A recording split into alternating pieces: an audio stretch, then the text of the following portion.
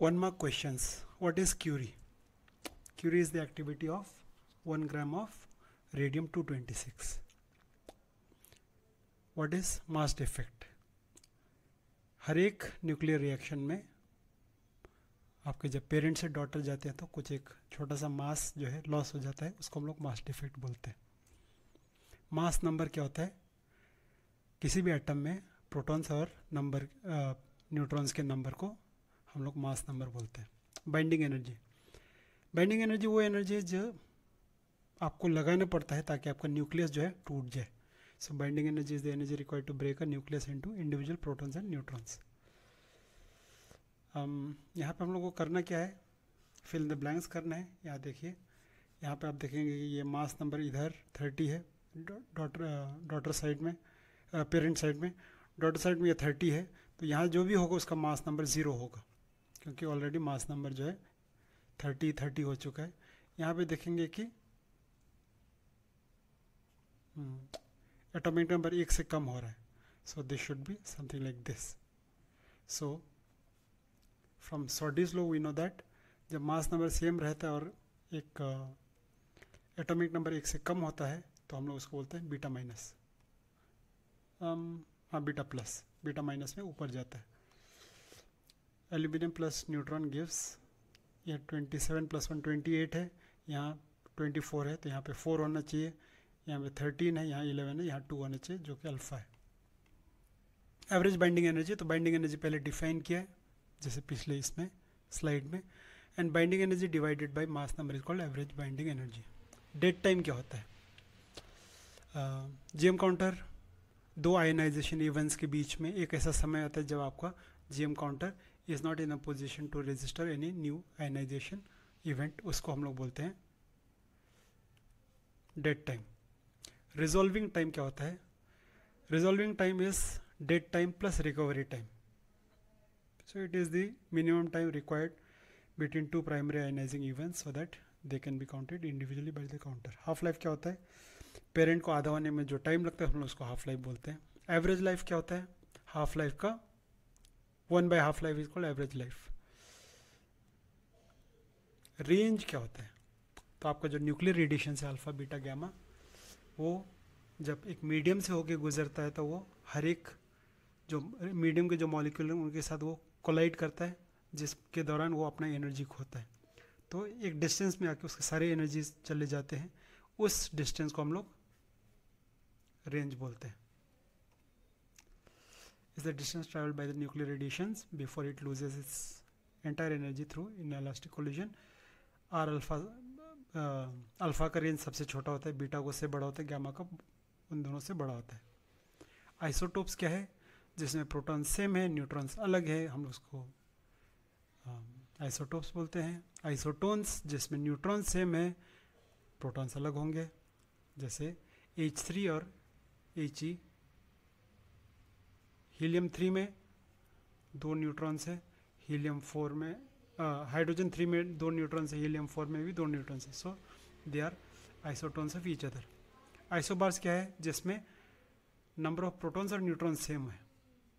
Total protons अलग है, neutrons अलग है, लेकिन उनका सम जो है सेम है. लाइक फॉर एग्जांपल कार्बन में 6 प्रोटॉन है, 8 न्यूट्रॉन है, तो मास नंबर 14 हो गया. इसमें 7 प्रोटॉन है, 7 न्यूट्रॉन है, तो मास नंबर 14 हो गया. So these are isobars of each other.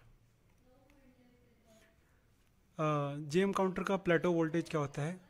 It is the voltage range जिसमें आपका अप्लाइड वोल्टेज चेंज होने के साथ आपका पल्स काउंट चेंज नहीं होता है, और जीएम काउंटर इस वोल्टेज पे काम करते हैं. थ्रेशोल्ड वोल्टेज क्या होता है? जहाँ जिस वोल्टेज में जीएम काउंटर काम करना शुरू करता है हम लोग उसको थ्रेशोल्ड वोल्टेज बोलते हैं. बेक्यूरेल क्या है? It's like curie, it's a unit of activity. 1 disintegration पर सेकेंड को हम लोग 1 बेक्यूरेल बोलते हैं. So 1 curie is 3.7 × 10⁻10 becquerel. Quenching is the process where हम लोग जीएम काउंटर में आप देखेंगे बाद में कि हम लोग कुछ मिथेनॉल हेलोजन से कुछ डालते हैं जो टर्शरी आयनाइजेशन को रोकते हैं.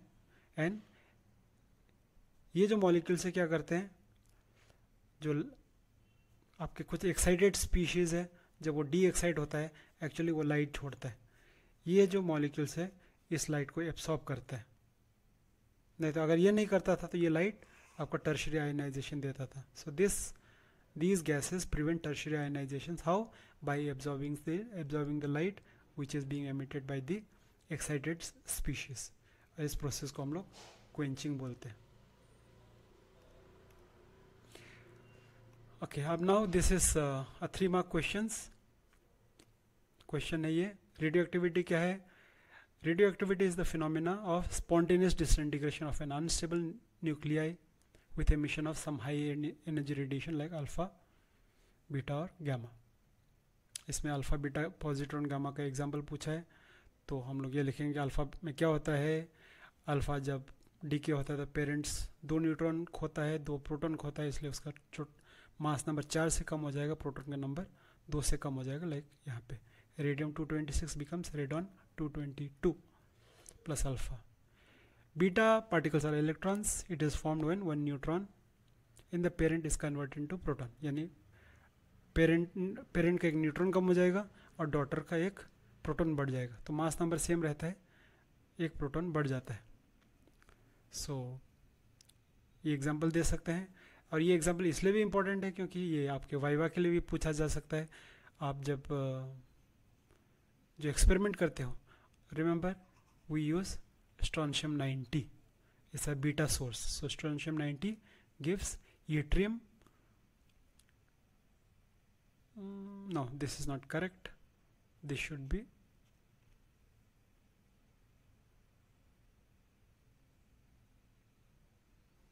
this should be 90 and this should be 39.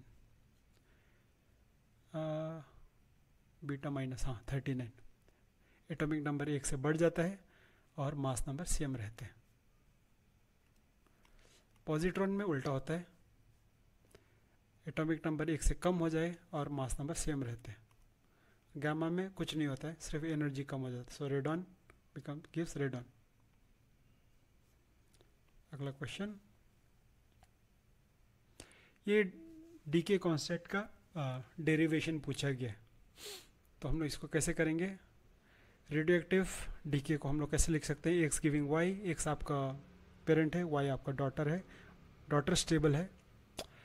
N0 is the activity of N0 is the total number of parent nuclide जब शुरू में at T0, and NT is the number of parent nuclide at time T. So decay rate of decay कैसे लिखेंगे? Minus dN by dt is equal to lambda n, where lambda is the decay constant. Correct. उसके बाद ये आ जाएगा, इसको separate variable separate किए तो n इधर आ जाएगा, dt उधर चला जाएगा, एंड आप उसको लिमिट्स में आपने कोई इंटीग्रेट किया. So this becomes minus natural log of n lambda t, तो ये आ जाता है ln n0 by NT by lambda t. जब लॉग नेचुरल लॉग को लॉग टू द बेस 10 करेंगे तो 2.303 आ जाएगा. So lambda is equal to 2.303 by this. इसको डिराइव करना है. हाफ लाइफ क्या होता है, उसका derivation. So we start by, हमारे जो पिछला जो इक्वेशन था वहाँ से शुरू करेंगे. अब जब हाफ लाइफ बोलेंगे तो क्या हो जाएगा? यहाँ पे 2-3 चीज़ें हैं. T will be equal to T half. N0 is the number of parent at 0 time. NT is parent के number at time T half. तो उस समय क्या हो जाएगा? NT will be N0 by 2. So at half life NT will be N0 by 2. Substitute किया तो क्या हो जाएगा?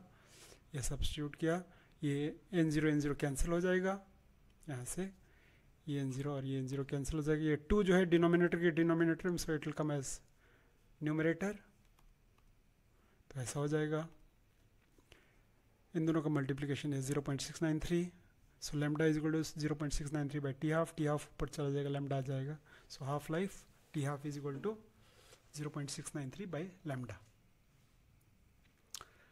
Describe the classification of nuclides on the basis of stability. Stability के हिसाब से न्यूक्लियाइड्स आपके दो टाइप के होते हैं, स्टेबल और अनस्टेबल। इसमें आपको क्या क्या लिखना है, so let me put it here. Nuclide जो स्टेबल होते हैं हम लोग उसको न्यू स्टेबल न्यूक्लियाइड बोलते हैं। देयर आर 274, ये नंबर इंपॉर्टेंट है, आंसर में ये लिखा तो अच्छा रहेगा। 274 stable nuclides are there in nature. उसमें से 165 जो है इवन है, even proton even neutrons. 55 is even proton odd neutron.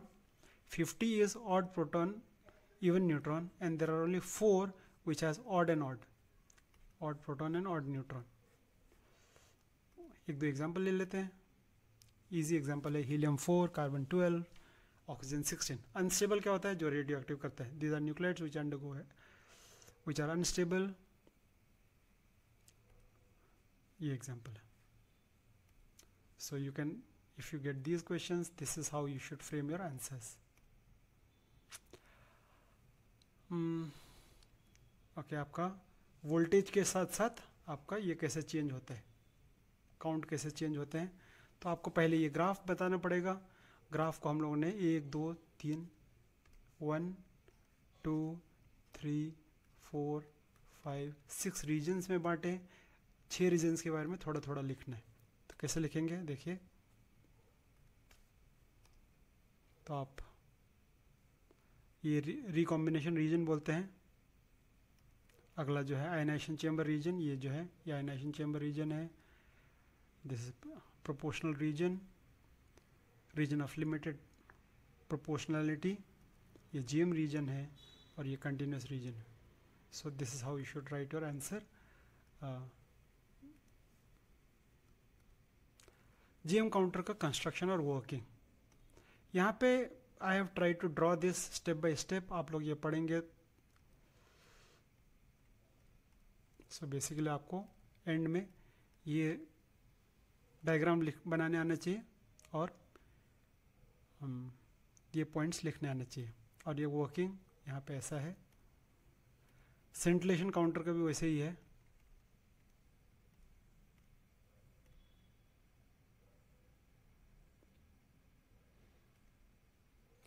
Traces and use in the reaction mechanism. Reaction mechanism में हम लोग दो मैकेनिज्म करेंगे, स्टेरिफिकेशन और फ्रीडल-क्राफ्ट रिएक्शन। तो this is how you should form your answer. Let me go back. हाँ, ऐसा।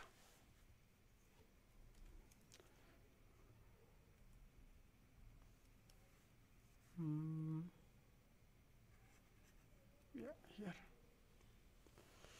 This is structure में हम लोगों को दो स्ट्रक्चर बताने, PCl5 और थायोसल्फेट H2O3 2-।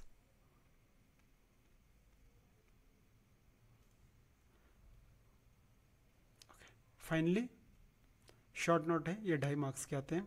कार्बन 14 डेटिंग क्या होता है, तो आप ऐसे लिखेंगे। और Soddy's group displacement law. The aim of this video was not to explain answers, वो नहीं था मेरा, इसलिए इसमें हम लोग एक्सप्लेनेशन नहीं किए हैं। द एम इज, आप लोग यही क्वेश्चंस अगर एग्जाम में आया तो आप उसको आंसर कैसे फ्रेम करना होता है। सो होपफुली आप लोग यहाँ से पढ़ाई करेंगे। This will be helpful. Thank you very much. अगले वीडियो में मिलते हैं। Thank you.